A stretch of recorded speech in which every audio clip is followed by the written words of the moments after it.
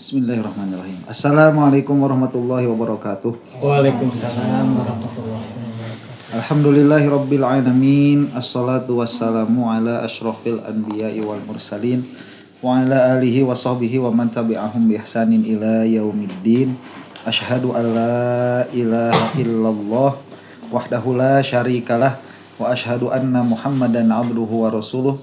Allahumma arinal haqqa haqqa warzuqna tiba'ah wa arinal batila batila warzuqna jatinabah.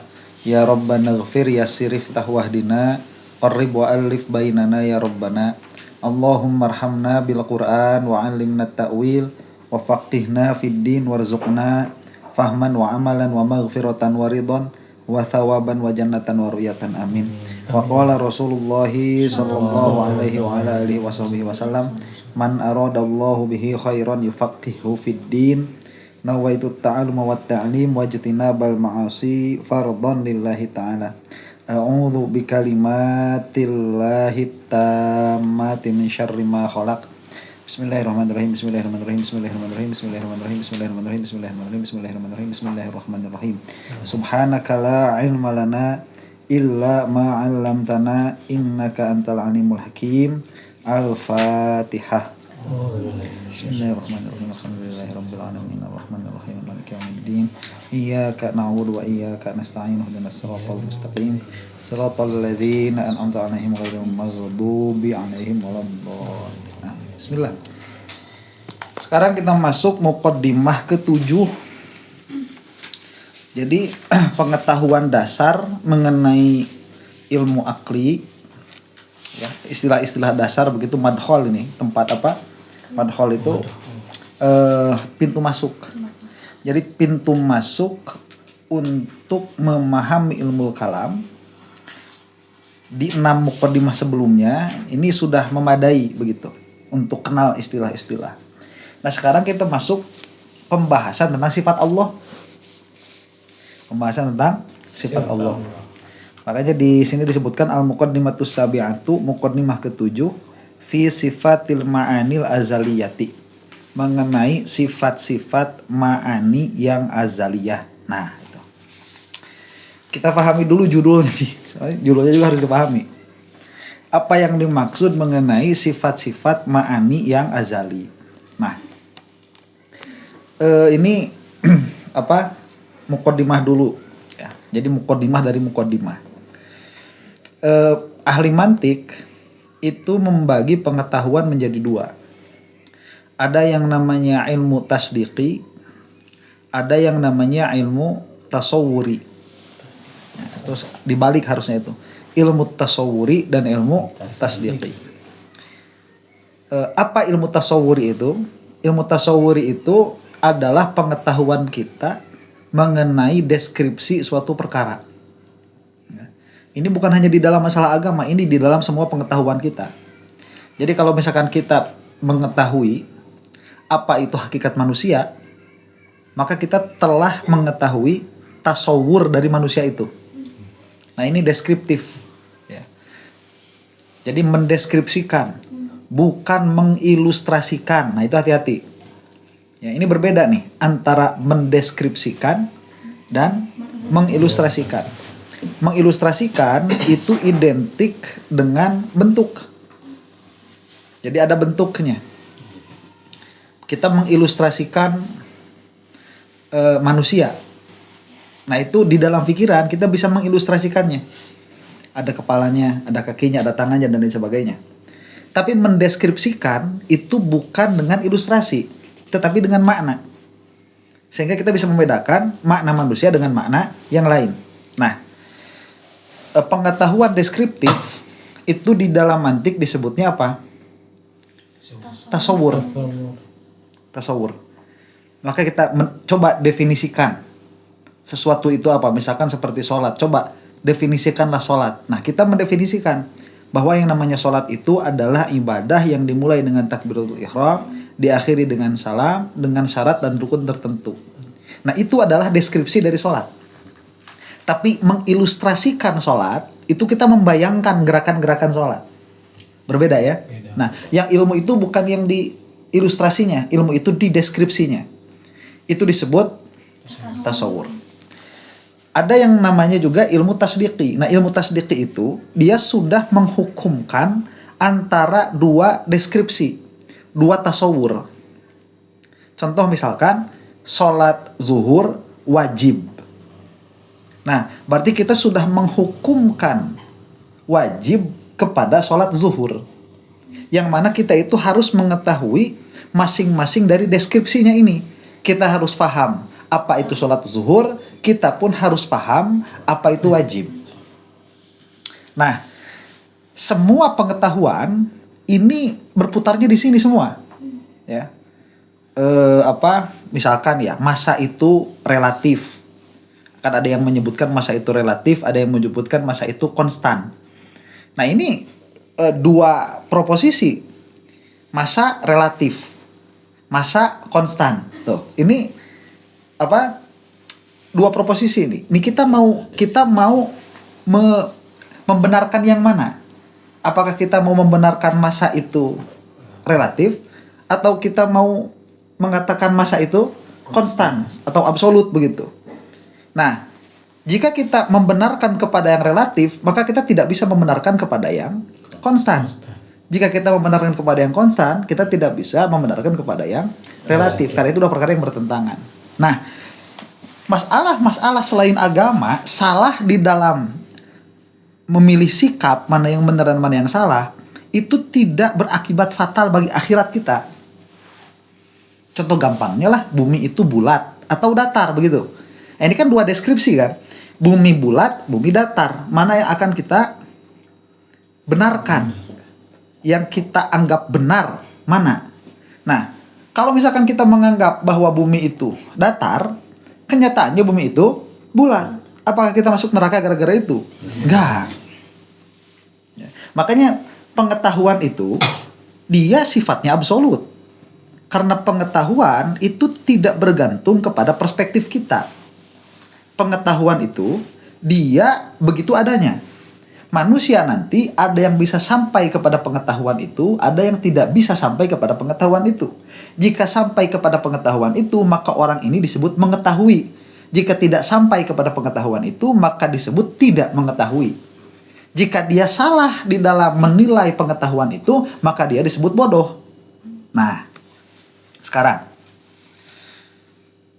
di dalam hal-hal yang berkaitan dengan agama, ada hukum-hukum, ya, dalam pengertian hukum itu tadi, tasdik, ya, yang mana tatkala kita salah, itu fatal akibatnya. Apa akibatnya? Ada yang diantaranya itu tidak akan keluar dari api neraka. Seperti apa misalkan? Seperti kita mengatakan bahwa Allah itu ada. Nah, kita kan harus bisa mendeskripsikan Allah. Nah, Allah itu apa? Kalau ulama kalam biasa menyebutkan Allah itu yang menciptakan alam. Ya, jadi pencipta alam. Jadi mendeskripsikan Allah itu tiap-tiap ilmu nanti berbeda mendeskripsikannya karena melihat dari satu sudut pandang saja. Jadi ulama ahli kalam menyebut bahwa Allah itu pencipta alam. Di dalam ilmu fikih Allah itu pembuat hukum. Nah, ini bertentangan nggak nih? Nggak bertentangan. Ya, pencipta alam yang membuat hukum. Begitu. Sama-sama maksudnya tidak bertentangan itu. Kita bisa melihat dari beberapa sisi. Nah, sang pembuat alam ini apakah dia ada atau tidak? Nah, begitu ya. Berarti kan bisa ada dua tasdik nih, bisa ada dua proposisi. Tuhan itu ada, Tuhan itu tidak ada. Mana yang mau kita benarkan di antara yang dua ini? Nah, kalau kita sampai salah di dalam hukum yang ini, kita tidak akan keluar dari api neraka. Makanya kita harus mengambil posisi bahwa Tuhan itu ada. Nah, posisi kita mengetahui bahwa Tuhan itu ada, itu bukan dari doktrin. Bukan dari doktrin. Bukan dari mengikuti perkataan orang lain. Tapi dari dalil-dalil yang nampak. Maksud dalil-dalil yang nampak itu apa? Dari pengetahuan-pengetahuan yang sudah kita ketahui sebelumnya, yang bisa kita jadikan landasan untuk mengetahui bahwa pencipta alam ini ada. Nah, masalah kemudian tatkala kita sudah mengetahui bahwa pencipta alam ini ada, ilmu tidak berhenti di situ. Agama menuntut kita untuk mengetahui perkara-perkara lain yang memang sang pencipta alam ini deskripsinya demikian. Contoh misalkan nanti timbul pertanyaan, apakah sang pencipta alam ini ada yang menciptakan atau tidak? Nah itu kita harus keluar posisi lagi, bahwa pencipta alam ini tidak ada yang menciptakan. Apakah sang pencipta alam ini mempunyai kuasa atau tidak? Kita harus mengambil posisi lagi. Nah, pertanyaan-pertanyaan turunan dari adanya penciptaan alam, dari adanya sang pencipta alam, ini ada yang tidak boleh kita salah di dalam mengambil posisi, menentukan mana yang benar dan mana yang salah. Nah, di dalam makna-makna yang sah bagi sang pencipta alam ini, ya, para ulama itu bukan sudah menentukan, ya bahasanya, sudah menemukan dengan dengan dalil-dalil yang mereka ungkapkan bahwa sang pencipta alam ini memiliki sifat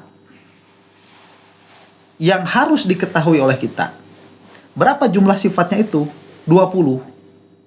Nah, sehingga yang sifat yang 20 ini, dia itu bukan Tuhan terbatas kepada 20 sifat ini, bukan.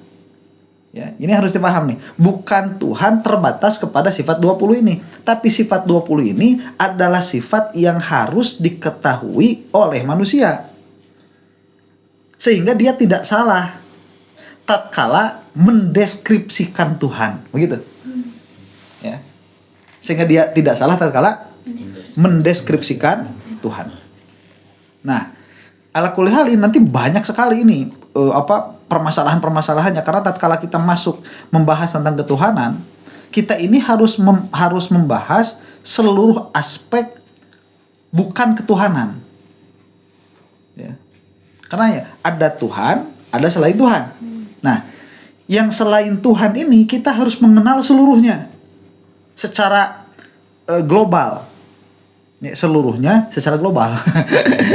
Bukan seluruhnya secara secara tafsili, secara detail, bukan, tapi seluruhnya secara global. Untuk apa?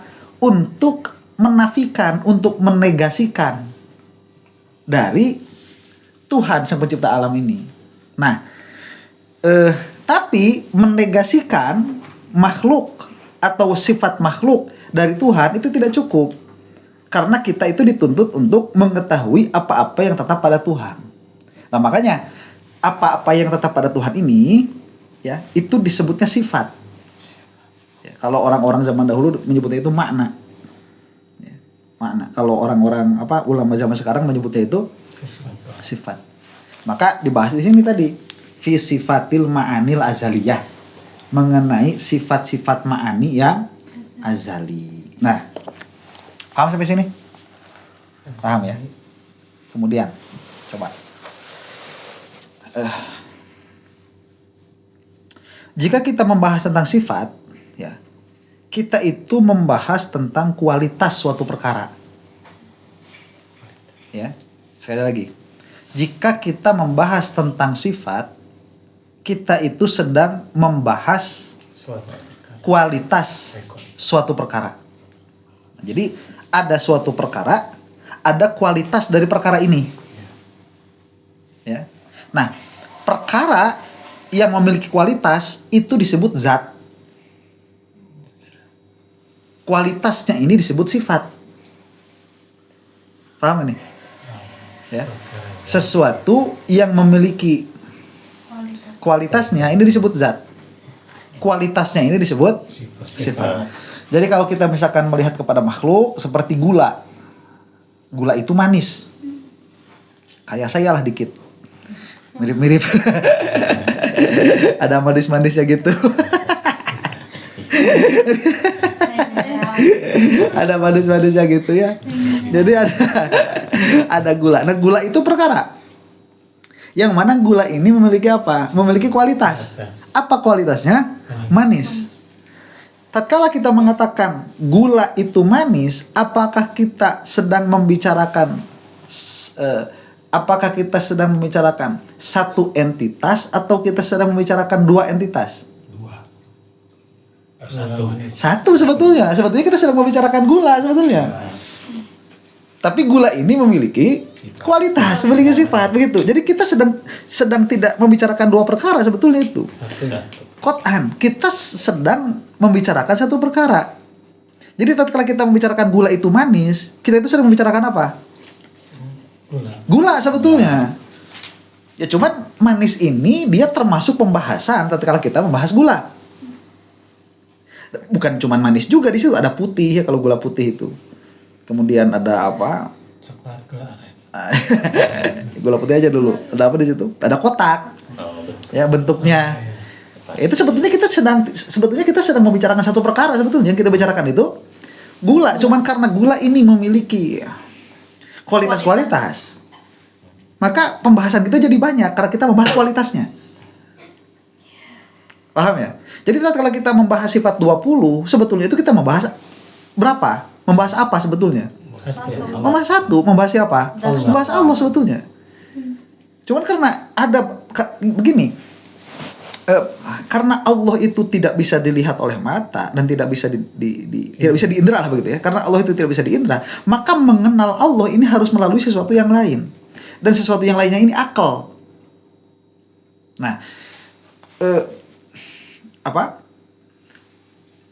jika deskripsi kita tentang Tuhan ini salah, maka yang kita sembah itu bukan Tuhan sebagaimana adanya.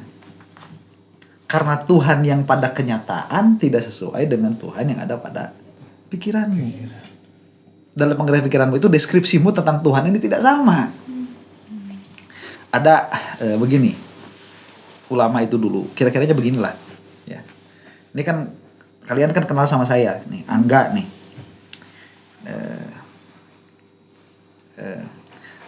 Bagaimana seseorang itu bisa dikatakan dia kenal sama Angga?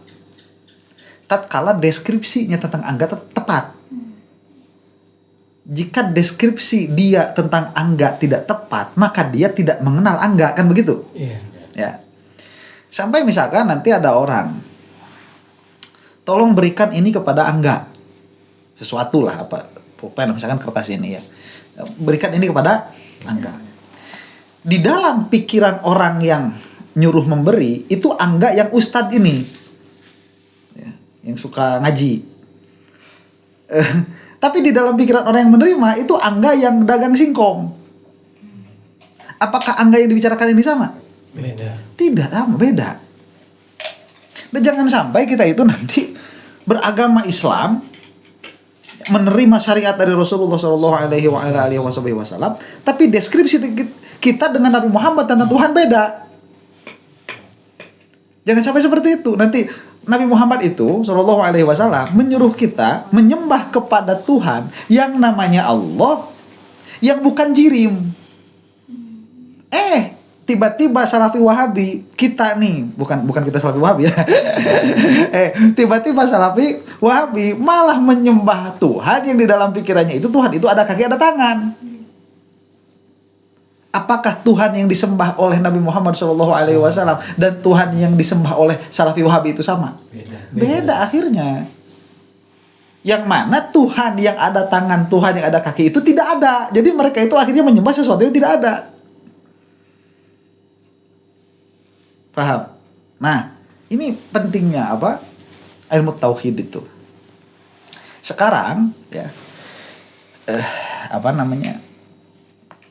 deskripsi tentang Tuhan secara garis besar, atau jangan tentang Tuhan dulu ya. Deskripsi tentang sesuatu secara garis besar kita bisa membagi kepada dua. Satu ya, apa? Kita istilahi dulu ya. Sifat salbiyah, dua sifat ma'ani. Satu sifat salbiyah, dua sifat ma'ani. Apa maksudnya ini? Maksudnya begini. Kita mendeskripsikan sesuatu dengan menegasikan sesuatu. Itu pun termasuk deskripsi. Termasuk penjelasan juga. Jadi menjelaskan sesuatu dengan cara menegasikan sesuatu. Itu nanti sesuatu ini jika dia sudah punya nama, maka dia disebut sifat salbiyah. Yang kedua, kita itu mendeskripsikan sesuatu dengan apa? Dengan menjelaskan yang tetap pada sesuatu itu, bukan dengan negasi tapi dengan positif. Ya, menetapkan. Nah, contoh misalkan nih, kita lihat apa matahari. Kita itu bisa mendeskripsikan matahari itu dengan bahasa apa? Tidak segitiga. Nah, tidak segitiga ini mendeskripsikan dengan cara negasi. Ya, tidak segitiga itu. Atau kita menyebutkan tidak sejuk. Ya, itu pun sama.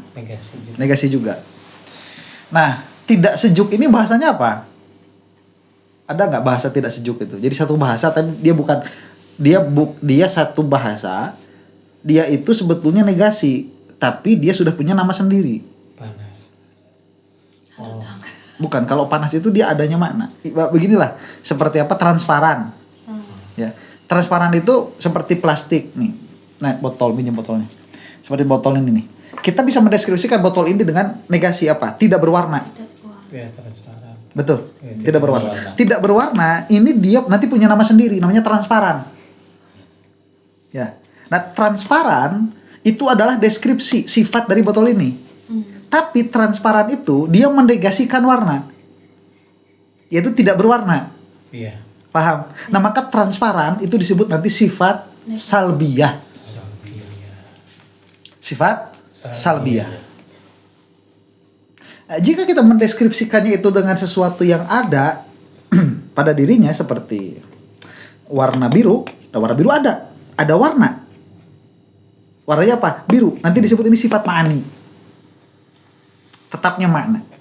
Jadi botol ini begitu ya, transparan. Transparan itu menegasikan warna. Itu adalah sifat salbiyah. Botol ini biru. Nah, biru ini adalah sifat ma'ani. Paham? Nah, Allah Subhanahu wa taala karena cara kita mendeskripsikan semua perkara itu seperti itu, Allah Subhanahu wa taala tatkala dideskripsikan dan tatkala dijelaskan, itu juga sah untuk dideskripsikan dan dijelaskan dengan sifat-sifat salbiyah dan sifat-sifat ma'ani. Paham sampai sini? Liur itu bahasa kuring ya? Hah? Salbiyah. Enggak.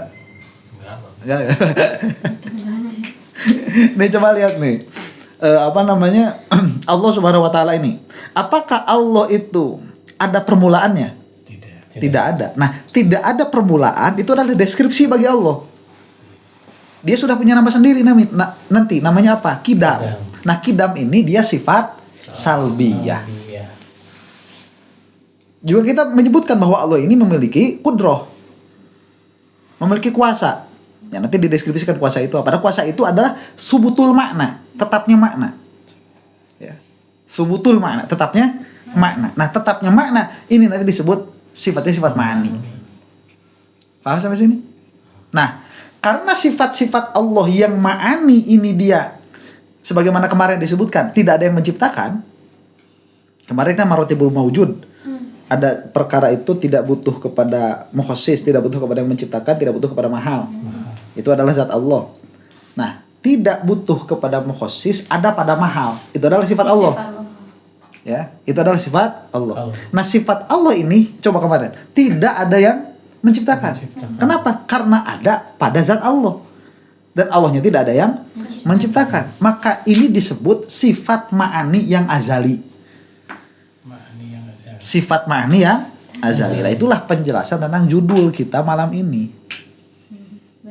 Baru penjelasan tentang judul. Jadi sifat-sifat ma'ani yang azali. Sampai sini ada pertanyaan?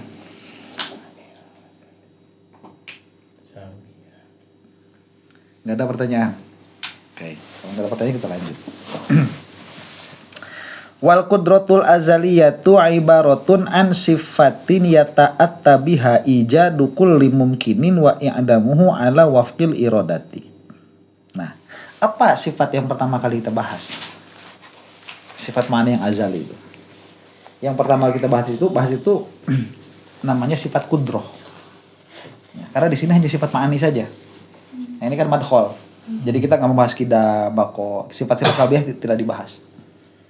Nah, sifat ma'ani saja yang dibahas itu. Nah, kita sudah tahu dari pelajaran-pelajaran tauhid sebelumnya, sifat ma'ani itu ada apa saja yang ada pada Allah itu?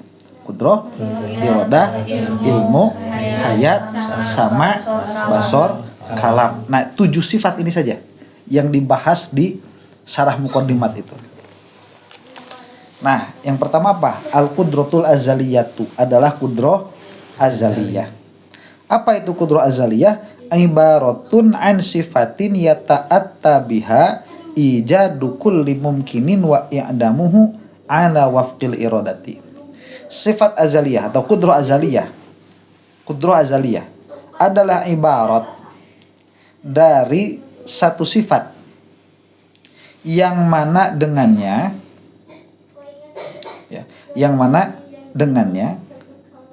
jadi terlaksanalah mengadakan seluruh perkara yang mungkin dan meniadakannya ala wafqil iradati, yang sesuai dengan atau yang berkesesuaian dengan sifat iradah. Jangan dengan sifat tapi ya, yang berkesesuaian dengan iradah. Nah, itu.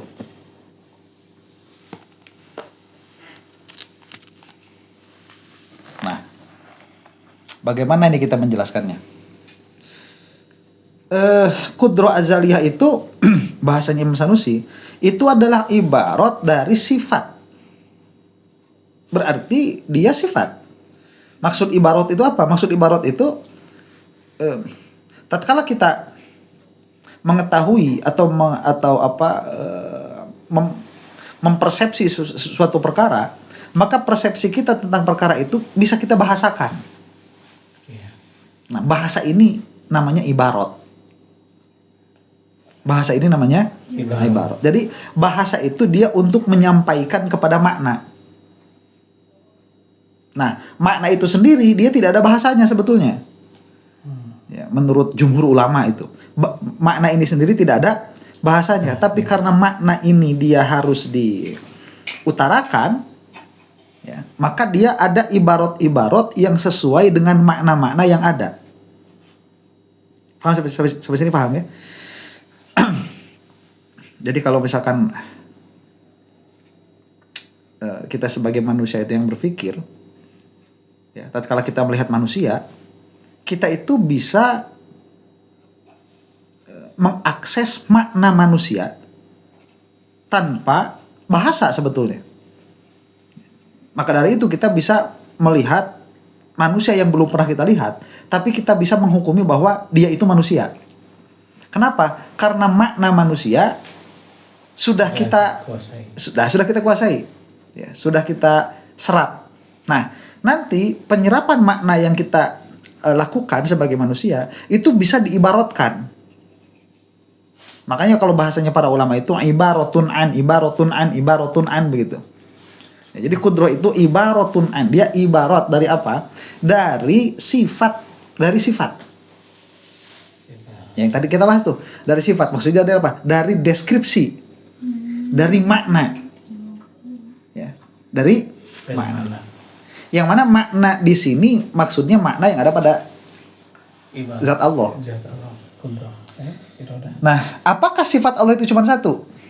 Tidak. Nah, maka harus dijelaskan ini. Sifat yang apa? Karena untuk tatkala kita menyebutkan bahwa sifat Allah itu bukan hanya satu, berarti kita harus bisa membedakan antara satu sifat dengan sifat yang lain. Iya. Ya. Nanti kalau misalkan ya, qudrah, iradah, ilmu, hayat, sama, basor, kalam. Ini sama semua penjelasannya. Sifat. Kalau kita tahu bahwa Allah itu memiliki 7 sifat ma'ani,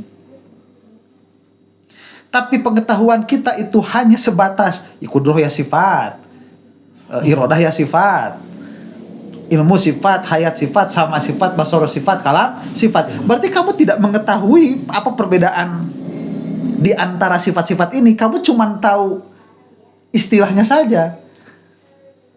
tapi kamu tidak tahu hakikatnya. Dia tahu ibaratnya gitu. Nah, tidak tahu mu'bar anhunya, bukan ibaratnya. Yang kamu tahu cuman ibaratnya saja. Adapun ibarat ini menunjukkan kepada apa? Kalau kamu tidak bisa menyebutkan perbedaan antara yang satu dengan yang ini, maka engkau hakikatnya tidak mengetahui. Jadi kamu itu cuman ikut-ikutan. Oh, Allah sifat ma'aninya ada 7 begitu. Ya, jadi harus bisa membedakan. Nah, para ulama ini mereka sudah mencari-cari ibarat yang paling tepat supaya kamu bisa membedakan begitu. Ya, Bisa gitu. dipahami. Nah, supaya kamu itu memahaminya tidak salah. Karena orang-orang yang awam mereka tidak masuk ke dalam penjelasan kudroh seperti ini. Kalau ditanya misalkan kudroh apa? Berkuasa, irodah apa? Menghendaki, ilmu apa? Mengetahui, hayat apa? Hidup. Nah, itu tidak mengetahui inti masalah sebetulnya. Ya, itu hanya mengetahui terjemahan dari sifat-sifat yang disebutkan tadi. Nah,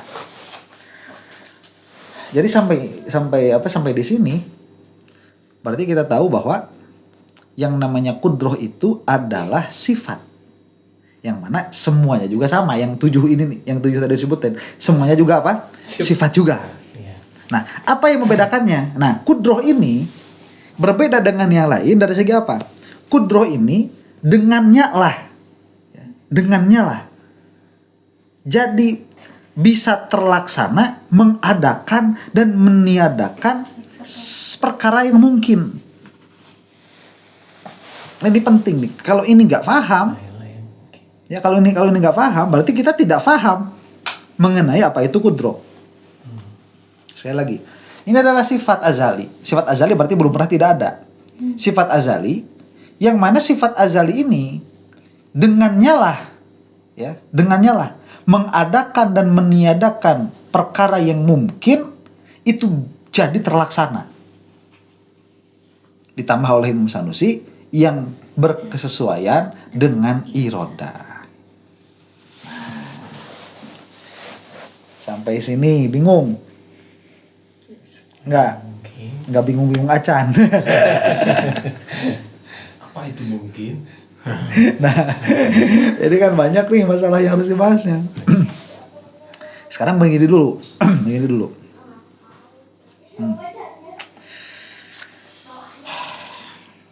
Muqaddimah lagi.